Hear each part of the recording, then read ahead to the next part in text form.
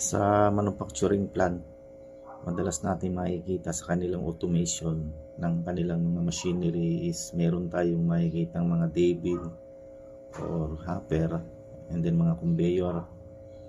So ginawa natin ng program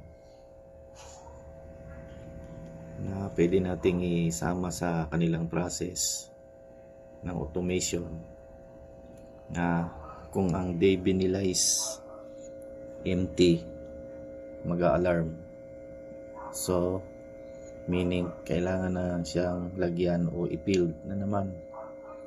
So, pag puno na naman yung day bin o yung hopper ng machine, i-stop niya yung alarm and then i-display niya yung day bin is full. So, tingnan natin to example.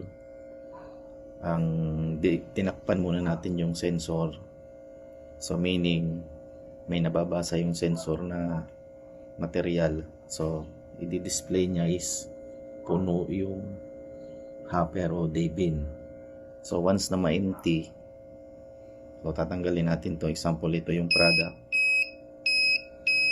Once na ma-empty yung day bin, mag-a-alarm siya.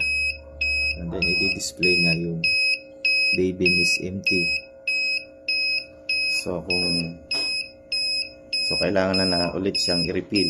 So pag mapuno na ulit siya, example, tatakpan natin. So puno na yung day bin. So i-stop na yung alarm. So once na maubos na naman yung laman o ma-empty yung tangke, i-empty na naman siya. So ito yung example ng program sa empty alarm ng tangke o ng vessel na ginagamit sa manufacturing plant. Ito yung program. Ayan. Puno yung tangke, nalagyan na yung tangke. So pag naubusan ng laman, alarm, lalaman na naman, matay na naman yan. Okay.